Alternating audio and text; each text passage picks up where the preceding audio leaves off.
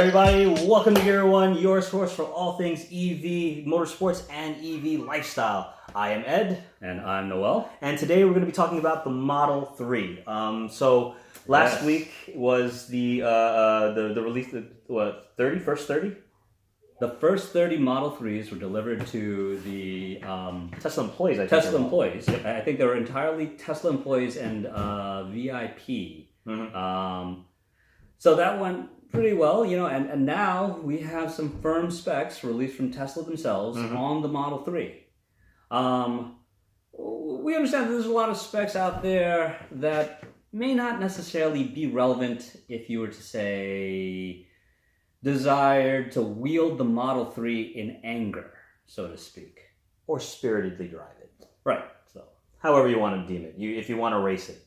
Basically. Right. So instead of focusing on things like headroom, rear leg room, the 60/40 split bench, other features that come with it that are really great, that by themselves make the car well worth the base 3500, 400, base 3500, 44 for the long range version. Mm-hmm. We're going to focus on the specs that you'd be concerned about if you wanted to attempt to drive spiritedly or even race the vehicle. Yes, and when we talk about that, we're talking about things like take it to a track. We're talking about things like autocross and maybe some drag racing. And the drag racing is something that's a little bit more common with Tesla vehicles, as many of you have seen Model S's and even Model X's. Tesla Racing Channel. If you haven't checked it out, check it out. Any Model 3 owners out there that are seeing this, if you do any of this stuff, we would love for you to get in touch with us because we really want to pick your brain. Both of us are on the waiting list to receive our vehicles. Since we're not Tesla employees and we're not VIPs, at least not with Tesla. Or previous Tesla owners. We have to wait a little bit further back in the line, but it's definitely coming. Actually, not too far back. Not for you. You went in store. Right. I got it in the store morning of, waited in line a few hours before it opened. And I waited until I was watching the video and I was like, okay, I need one. And I threw my $1,000 down. I probably should have just waited in the store, but we'll still have to see whether or not I can afford it when the time comes. Yeah. But, but it's also a very affordable car, which we're going to get to in some of our comparisons. So, where do you want to start? Let's see. Why don't we do this? Let's compare it to a known value or a known benchmark when it comes to EVs. Let's compare it to the fastest rear-wheel drive car that Tesla makes. Okay, so you were talking about the Model S P85. Correct. Okay. So the Model S P85. If we're focusing on the Model 3 LR, long range, right? For the price, it's a pretty good deal. It's a very good deal. I mean, taking everything else aside, a car that partially drives itself entirely, a car with the amenities that it has, a car with the, sort of entry luxury features that it has, it's all there. The price defines that as, yes, a good value. But if you're looking for performance and you want to base it against the P85, the P85, which is the fastest rear-wheel drive EV commonly available. Yes. Or actually, it's not available any longer. It's there. It doesn't match it, of course. So I'm looking at the stats that you pulled together. It looks like that the Model 3 is going to be about a foot shorter lengthwise, right. Yeah. And the track width is only about 5 inches narrower. So how much do you think that would affect the performance in terms of driving it, say, in an autocross? So the physical size of the vehicle, more like the footprint. if you're talking about the footprint, if you're talking about autocross, and I don't know if we should get into this because we're going to talk about it later. An engine width is noticeable. You got a car that's an inch narrower or one that's an inch wider, you can feel that in autocross. Everything else being the same, whether it's like you're running wider tires, or, body kit of some kind, right? You're gonna notice that extra inch. it makes a difference. So do you think that this difference in dimension, in dimensional layout, is going to improve the way that the Model 3 will feel driving versus the Model S? Yeah, so actually Kim Reynolds from Motor Trend, when he got behind the wheel of, Motor Trend was lucky enough to get an exclusive first drive of the Model 3 before they released it, essentially before delivery. Yeah, before the delivery of the first vehicles. He was really impressed by the feel of it. He compared it to the Alfa Romeo Giulia, and that's a pretty high standard to like measure it against, and to make a comparison. So as far as its feel, I mean, if anyone knows right now, we'd like to hear your impression, but no one really knows right now how it feels. But just based off of the width, the track length, the wheelbase, the width, the wheelbase, just the physical dimensions of it. Even its weight distribution actually looks a little bit better, 48 to 52. Right. That's a little bit more ideal. It's almost a 50-50, but not quite. Well, there's an argument whether 50-50 is actually ideal. 50-50 is technically sort of like, okay, yeah, you sort of want that, but isn't most of that distribution based off of internal combustion engines? This is an EV. So an EV is very, very different. Right. The center of gravity is a lot lower. It's centralized. It's not going to be the same as a front rear or a midi or a rear wheel drive vehicle. Right. You're going to have that lump. Whether it's 50-50, you got that lump with the higher CG, and that's going to be essentially, in most part, if it's 50-50, it's going to be in the front, right?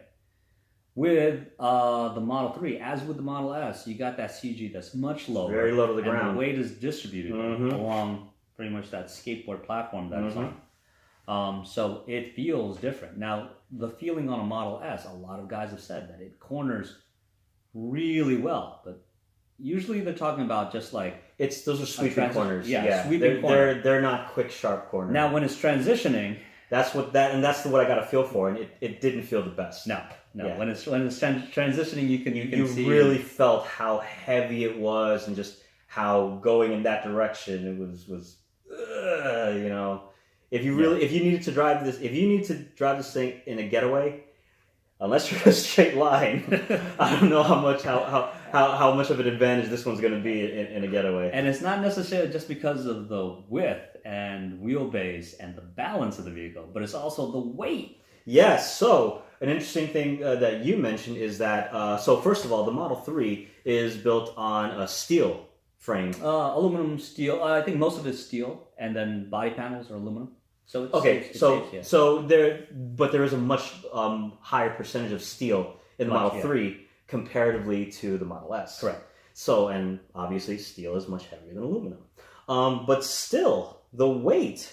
I think, and that's large in part because it uses fewer cells, I believe. It uses different cells. It uses different cells, which are more energy dense. Right. And we'll get to that a little bit later. The Model S, the Model X use the 18650 cell, right? The Model 3 is using the new cell that's coming out of the Gigafactory, which is the 2170 format. And at any rate, right, all of this, what it equates to is a vehicle that's not just smaller, but also about 950 pounds lighter. Yes, that is notable. That is significant. That's about, that's like almost 20%. Because, so let's see, 4,785, 4,785, right? And then 3,814. So you said 900 or so. So it's just under 20%, maybe like 18% or so. Yeah. But that's a big reduction. And that's the weight of the LR, the long range. Correct. The base unit, or the standard, right, is actually considerably lighter. I think 250 pounds lighter than the LR.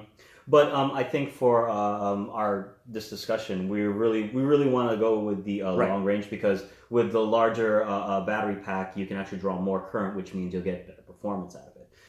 The flagship for Tesla is the Model S P100D plus Ludicrous. Correct. I'm sorry, with Ludicrous, and then you can get Ludicrous Plus. Okay. So, and obviously we can only speculate that the Model 3 will have some sort of offering in that as well. Actually, Elon Musk did send out a tweet when somebody asked, "Will there be ludicrous on the Model 3?" And he said, "Of course." We kind of need to compare it to at least a brand and a model type vehicle that is known for spirited driving. We are talking, of course, about the BMW 340i. We don't want to compare it to a model to an M3 because the M3 is a full performance package, and the Model 3 is still in its it's still relatively new, so it hasn't come out with its performance package yet. So to compare a Model 3 to the BMW 3 Series, you'd have to look at, okay, well, the 3 Series has the M badging, the M Series within the 3 Series. And I would say that's equivalent to the P series within the Tesla lineup.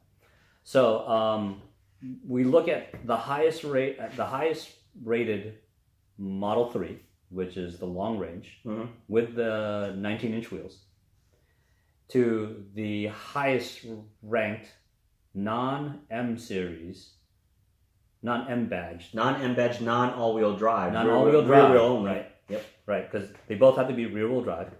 And the comparison that everybody likes to make as far as other publications that are currently doing, any type of comparison between the two is they like to go for the highest level, the BMW 340i. Coming in, the Model 3 is, 45, if you get the LR, right, with the 18-inch wheels, right, which is arguably the highest performance package that you can get for a Model 3 at this time. They will release, we're guessing, a P version. That comes in at $45,500.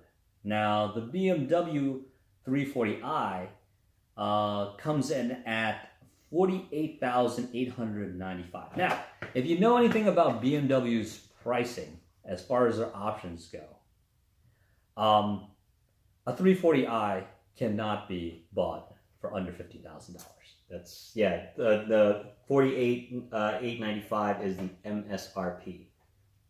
Because you're dealing with dealerships, you're never going to get it at MSRP. Even aside from MSRP, just the options that a sane person who would be buying that car would choose, it would put it well above $50,000. At $45,500 for the Model 3, it's pretty much good to go. You don't need the premium package to give you all the the enhanced audio or anything like that. That's it. It's square. It's good. It's good to go. So there's a bit of comparison. We got the Model 3 here as far as price, and we got the 340i, which MSRP says it's right here, but in all actuality, even if you're conservative with the options you select, it's probably somewhere about here. But let's just take it at let's say 49,000. Just make the number nice and squared for discussion purposes. The disclaimer is out there that it actually does cost more, but we're going to go along with 49,000. Now, does the 340i have any kind of incentive? Do you get any money back for getting one? All right. So now we can go into what everybody sort of overlooks whenever they're talking about purchasing a Model 3. Now, this is probably only going to apply to those that already have a reservation. Because if you don't have a reservation and you make one now, you're probably not going to get your car unless you know how to pull some certain strings with Tesla. You're probably not going to get it until the end of 2018, more than likely 2019. So, but if you are a reservation holder, you can potentially get a car that has the 7,500, no matter where you live in the United States. It is federal. Yeah, we're only dealing with the United States right now. A $7,500 tax credit. And there are other incentives depending on the region or the state that you live in. So there's a lot to be sort of compensated for in that $45,500 price of a high-end performance-wise. And it's only because it's the first iteration. The high-end performance-wise, Model 3. So now, with that incentive taken into consideration, you're getting a $38,000 car versus a $49,000 car. And looking at these stats, they're pretty close. I mean, so you get 320 horsepower on the BMW versus 235, right? And that's just an estimation. But you know, with 235, just so you know, 235 was a number thrown out by Motor Trend. Mm-hmm. Tesla has not released an official power rating on that motor. Yes. But I believe what Motor Trend is going off of is that there's been some sort of, I don't know if there's rumors or sort of discussion that the motor in the Model 3 is the same as the front motor in the Model S dual D. Okay. Yeah. So, but the thing about this is, you got to remember, with an internal combustion engine, you have to deal with RPMs. You have to make sure that you're in the right range to be able to get all that torque. When you're an electric, it's right there. You step on the throttle and you get all that power right away. When you're coming out of turns, that is so crucial. So even though it is slightly underpowered, it should be responding much quicker than your BMW, power. the BMW. You're always within the optimal power band for with an electric car, unless you're really high in speed. So yeah, I mean that's something to be considered. Where, you know, when you look at like 320 horsepower versus 235 horsepower, you know, you got to remember, if 235 is electric, there's a difference there that you have to account for if you want to compare that to how it would perform. Some of the other stats, you know, not the weight is actually a pretty big dramatic difference as well. Where the Model 3 about is 100 pounds. 38 versus 3,700 on the BMW. Yeah. Weight distribution, you know, it makes sense that the BMW is a little heavier in the front because of the engine. Right. Track width, Model 3 is a little bit wide by about an inch, so you may feel that. And its length is a little bit longer. So, once we do the little comparison in our armchair racing discussion, we'll get into that and see which one would really outperform the other. As we get closer to other reservation holders receiving their cars, we'll probably find out more about like what the Model 3 will do as far as its performance, as far as its specs, and we can't wait. We're looking forward to that stuff. Really looking forward to it. You know, I wish I could say I felt 100% confident in all the things that we were saying, but because we don't have it in hand, we haven't been able to test it ourselves, and we're not in touch with anyone that has a vehicle that we can pick their brain about this stuff. We're really just speculating, and this is about the best comparison that we can think of to do. We do have between the two of us. So that's our disclaimer. Don't quote us on this. Don't make any bets on what your Model 3 will do up against your buddy's BMW. Yes, BMW 340i. If they're racing at anything else, if they're racing a 320i, hey, take any bet you want. We haven't been able to find any reviews in this manner. Everything has been very much about non-performance specs, more about like you mentioned before, amenities and things like that. So we're really just trying to put this out there and hopefully get a discussion going. We're definitely welcome to feedback, and we'd love to hear from you. We'd love to just continue discussion through comments on the video. And with that, we're signing off until make sure to tune into part 2 where we do our little armchair racing comparison. So definitely stay tuned for that and follow. And until then, I am Ed, telling you to stay safe. And I'm Noel, telling you to stay back. All right, we will see you in part 2, and take it easy, everyone.